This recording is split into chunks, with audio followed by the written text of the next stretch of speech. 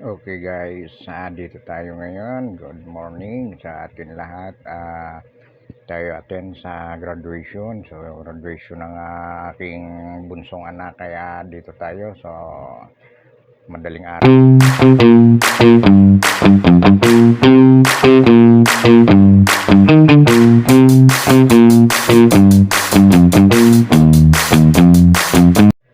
So, alas 3 pa lang madaling araw, nandito na ito sa isang sports complex. So, naghahantay na po tayo at nakapila na para sa graduation. So, dito muna tayo.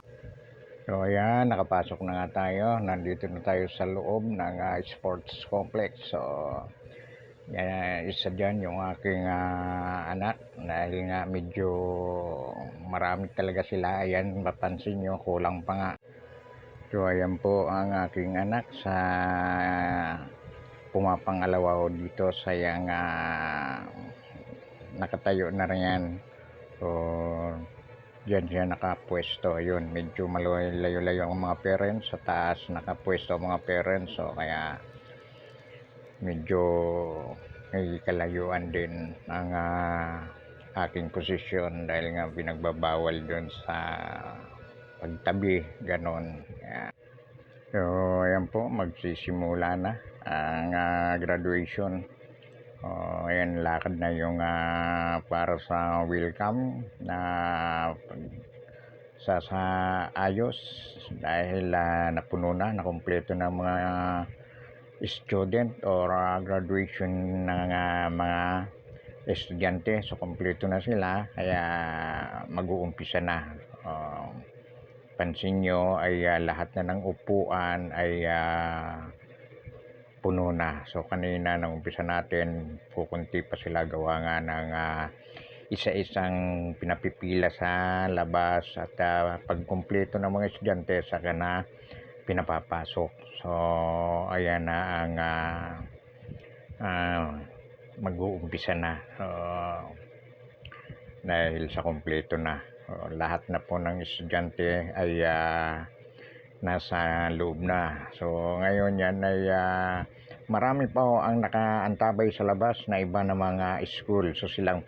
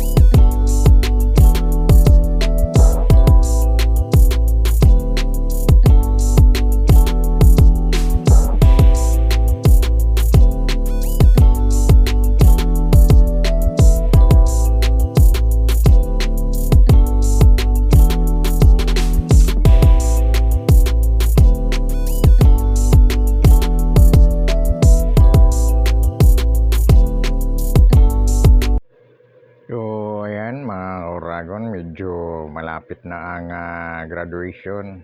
May patapos na ang kanilang graduation. So, ayan, medyo nag-aano na sila. Ayan, ayan. So, para naman pati wala yung mga puyat ng mga bata dahil nga sa madaling araw pa gising na ang mga bata dahil medyo maaga nga nagsimula yung graduation dahil sa marami pa nga ang papalit. Pag natapos yung batch na yan, meron naman pong papalit pa na mga nasa labas ng sports complex. So doon po nag-aabang sila para nga paglabas ng itong batch na to, susunod. O yan, magpipicture taking na ang mga all teachers graduation. So ayan na po sila mga Oragon, dahil nga sa isang picture taking na buo silang mga teachers ng lahat ng mga estudyante ng batch na ito ng Southville.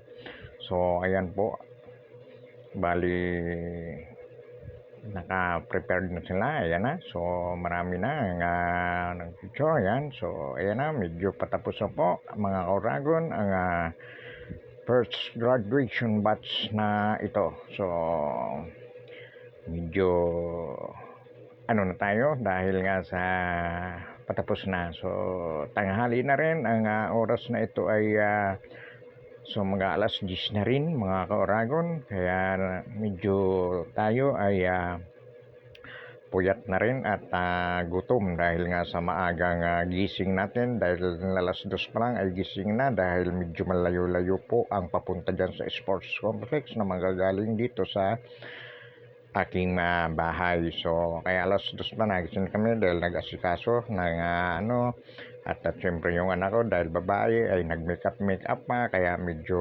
maaga-aga ang gising. So ang ibang mga magulang ay nakausap ko ay sila raw ay alauna rin nagising dahil lang sabi kasi nila ng mga teachers ay kailangan mga 3 o'clock ay naandoon na sa sports complex. So kaya medyo maaga ang mga gising ng mga magulang, kaya medyo mga inaantok na rin pati mga estudyante, magulang, at medyo mga nagugutom na rin dahil nga sa patanghali na. So salamat naman at medyo patapos na ang graduation at yan, at medyo sa katulad ng magulang ay makakabuwas-buwas na rin naman ngayon, pansamantala muna.